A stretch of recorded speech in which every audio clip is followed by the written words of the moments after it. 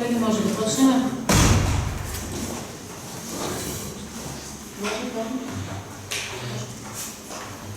Во основа на член 28 од статутот на општина Кефелија ја отварам седмата седница на Советот на општина Кефелија. На денешната седница,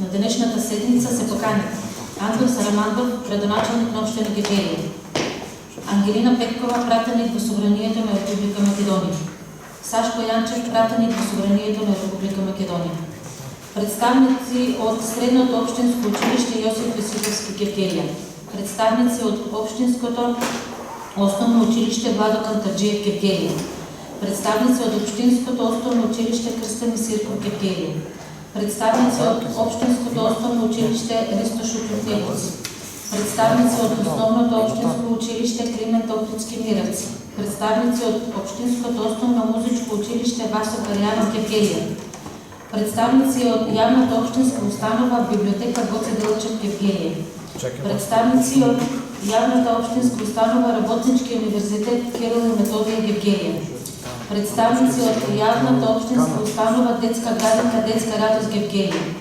представници од Јавната општинска установа Дом на културата Македонија Кефелија, представници на Јавната општинска установа Пионерски дом Јосип Броз Тито Кефелија, представници на Јавната здравствена установа Општа болница со проширена дејност, представници од Јавната здравствена установа Психијатрска болница Неговци, представници од Јавната здравствена установа Институт за јавно здравје Кефелија, представници од Јавното предпријатие Македонски шуми Кожух Кефелија, представници на општинската администрација, представници на средствата за јавно информирање. На денешната седница се присутни 17 членови на Советот од вкупно 19 членови, колку што број Советот. Според тоа, постои кворум за подобно одлучување. За записничар е одреден вработениот Благој Картов, а за правник е одреден вработениот Благој Ристов. Записникот од 6-та седница ви е доставен. Дали има забелешки по истиот? Доколку не, Неловски?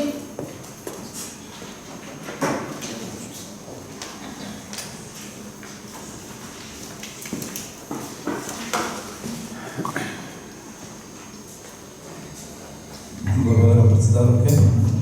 Добар ден, почитувам градоначалник, почитувам председател на Совет на општина Кефелија, почитувани советници, медиуми, почитувани кефелијска јавност. Немам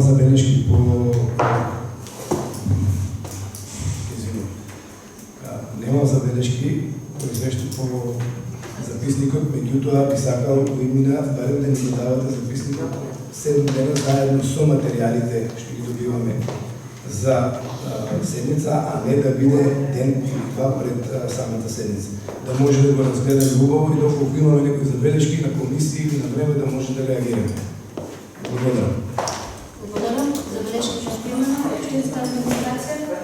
Да. Забелешката е примена и ќе се постапи по неа. Благодарам. Дали некој друг се јавува за збор?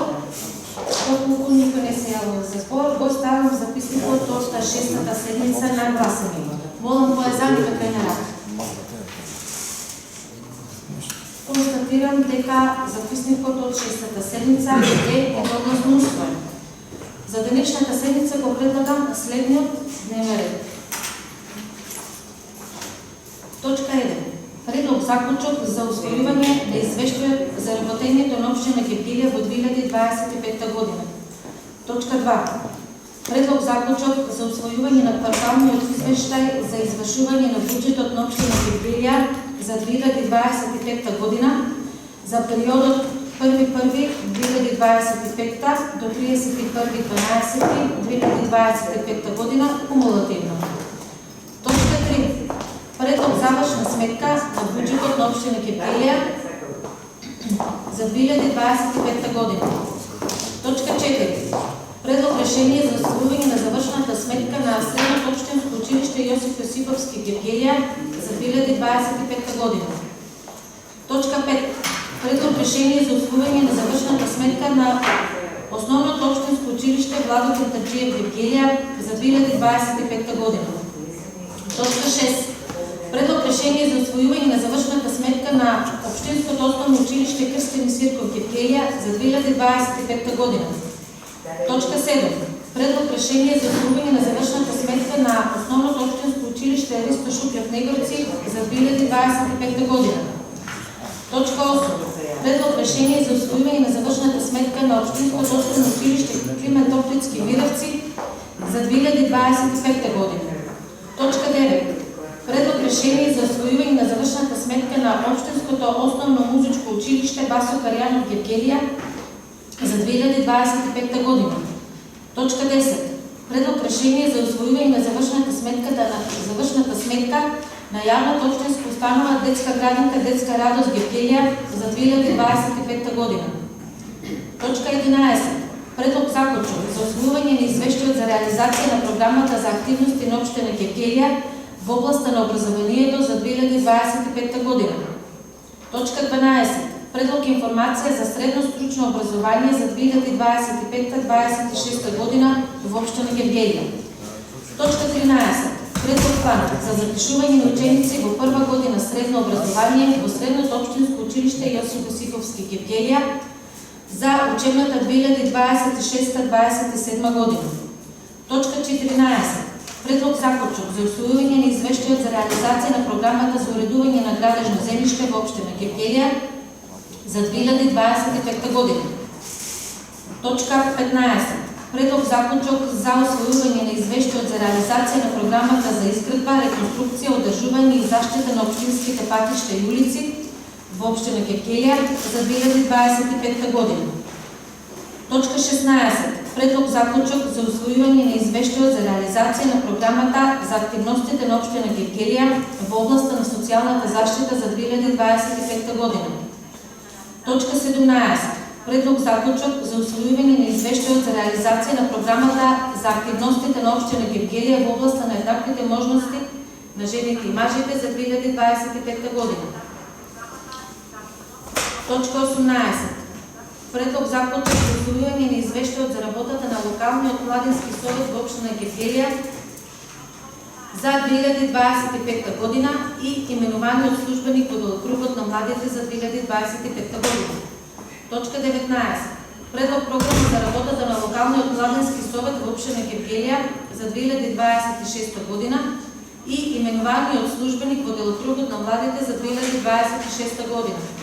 Точка 20. Предлог одлука за воспоставување меѓуопштинска соработка помеѓу општините од Поврдарскиот регион. Точка 21. Предлог одлука за прогласување на црквата Свети Атанаси од село Габрово, општина Гевгелија за значајно културно наследство. Точка 22. Предлог одлука за утврдување потреба за прифаќање на иницијатива од барателот за изработка на урбанистички проект во населено место УПВНМ за објект на катастарска парцела број 267 од катастарска општина Прдејци. Точка 23. Предлог одлука за прифаќање на иницијативата за изработка на урбанистички проект во опфат на урбанистички план за инфраструктура со намена Е1.8 водови за пренос на електрична енергија, подземен 10/20 киловати вод и столбено бетонска трафостаница на дел од катастарска парцела број 728/7 и дел од катастарска парцела број 729 Ново Гонско, општина Гевгелија. Точка 24. Предлог заклучок за усвојување на извештајот за реализација на програмата за финансиска поддршка на невладините организации на НВО секторот од општина Гевгелија за организирање програмски активности во 2025 година. Точка 25. Предлог програма за финансиска поддршка на НВО секторот од општина Гевгелија за организирање програмски активности во 2026 година.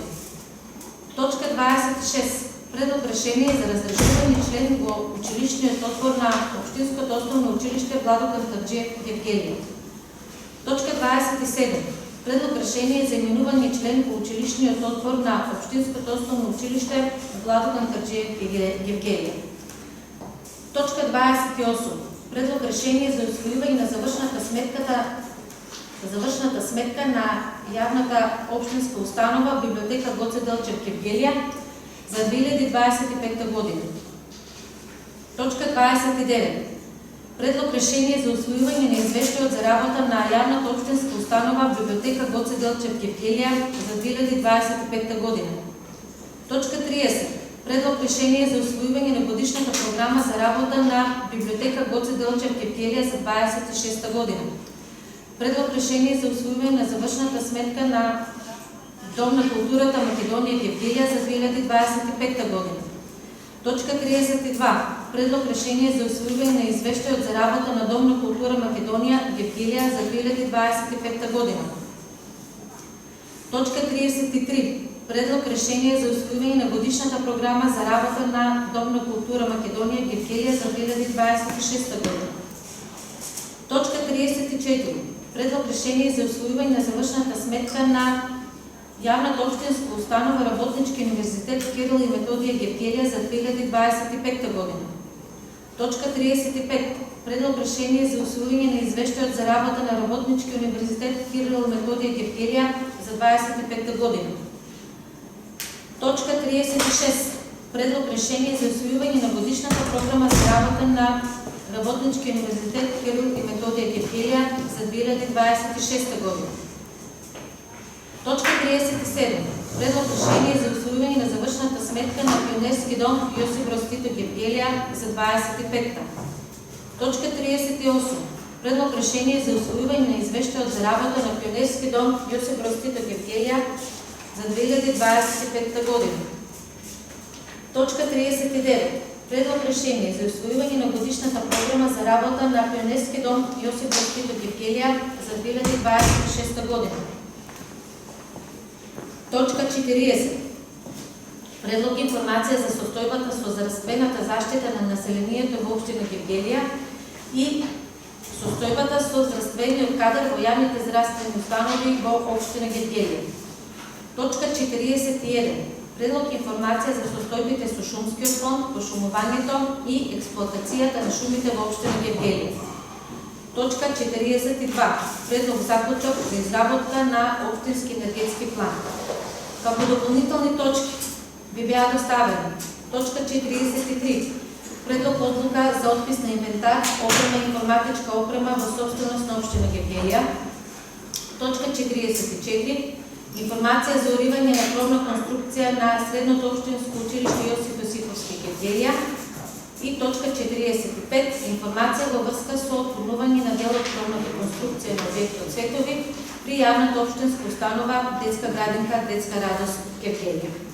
Дополнително сакам да известам дека беа доставени и други дополнителни точки од советничката група на колегите од Социјалдемократскиот сојуз, меѓу кои од минатата седница ја повлекоа нова паралелка од областа на преграмбено-техничката струка, а за оваа седница ја понесоа предлог точката нова паралелка од областа на електротехниката за учебната 2026-2027 година во Средното општинско училиште Јосиф Јосифовски Кефтелија.